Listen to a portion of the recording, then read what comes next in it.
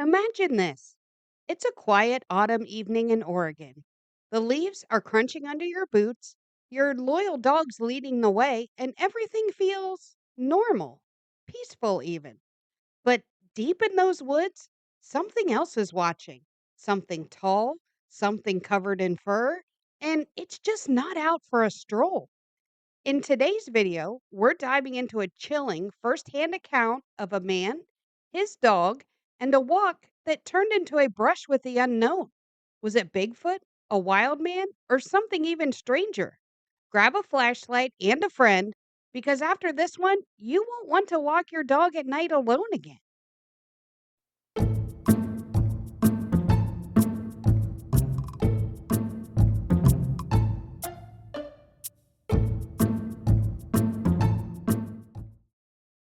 This is a viewer submission story from Will in Oregon, and his story starts. It was a typical day for me. I had gone to work, come home, and had just finished dinner. It was the usual time to take my German Shepherd Max for a walk. Outside was a crisp autumn evening in mid October, the kind where the air smells like pine needles and wood smoke. We often take our evening walks in the woods behind my house, where there is a trail that we have been on countless times before. It was made up of a mile loop. We go up past a creek, through a stretch of old growth, and back around by a ridge. No big deal for us to do this. It was an easy walk, and the path was commonly used by neighbors, so it was well traveled. Except this time, it was a big deal for Max and I. I want to say that we were about a half mile in, near a group of moss covered boulders by a creek, when suddenly Max stopped cold. Ears up, tail stiff. You know the look. He was definitely on high alert, like he had just sensed something that didn't belong. I tugged at the leash, trying to get him to move along, but Max would not budge an inch. He just stared into the trees across the creek, still and stiff. He let out a very low growl that made the hair on my arms stand up. I knew from that growl that he meant business.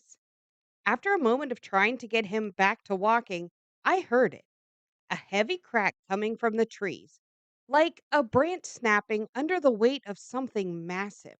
Not the usual deer or raccoon rustling in the leaves. This was something big, real big. I squinted into the fading light between the trees, and that was when I saw it. At first, I thought it was a tree trunk, but something just seemed off. It was a little out of place for that and just not quite right. As I struggled to figure this out in my own mind, it moved. A hulking figure stood up beside a fir tree. This thing had to have been at least 8 feet tall. It was covered completely in dark brown hair that looked tangled with twigs and dirt mixed in. It's really hard to describe the size of this thing because I just don't have reference. The shoulders were so broad. I guess I could describe it as the biggest linebacker I'd ever seen. And it moved with a weird grace, completely silent, but at the same time, so powerful. It looked right at me. Its eyes didn't glow or have a certain color that I recall, but as I look back, it seemed to have thought. I don't know how else to put it really. I can only compare it to looking half man and half ape because that's exactly what it seemed to my eyes. The hands on this thing were absolutely huge, and I recall thinking that guy could really do some damage. I suppose it was one of those fight or flight thoughts. I was just frozen, staring. But Max didn't stay silent for long. He barked like his lungs were about to explode and pulled so hard I almost dropped the leash. But I held on for all it was worth because I feared for Max. If he had broken free and ran directly at this thing, it wouldn't have ended well. The creature, he didn't seem scared at all. Not of me, not of Max, or the situation. Didn't flinch or even look startled. More annoyed was the sense that I got. It let out this deep, chest rattling grunt. Then it turned and disappeared into the forest. and it did so in just a few heavy strides. And I recall they sounded like drum beats on the ground. And from that, I mean, I could feel it in my own feet when this thing turned to run. I didn't wait around for a second showing. I literally took off.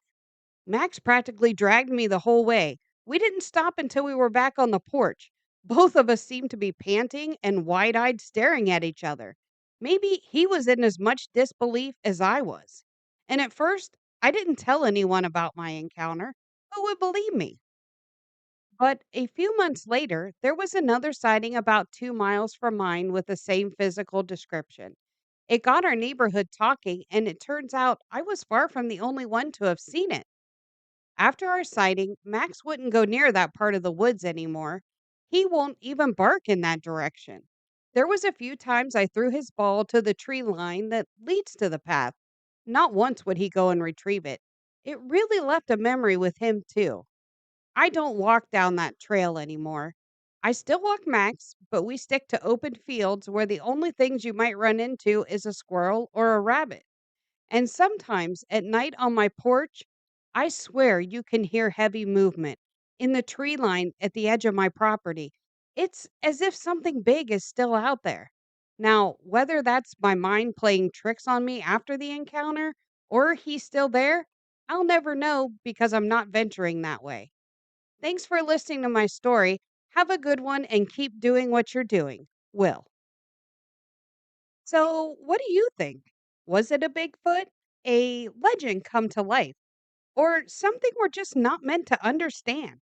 One thing's for sure, Will and Max don't walk that trail anymore, and that may be the smartest thing. The forest doesn't always give up its secrets, but sometimes it lets you see just enough to never forget. Until next time.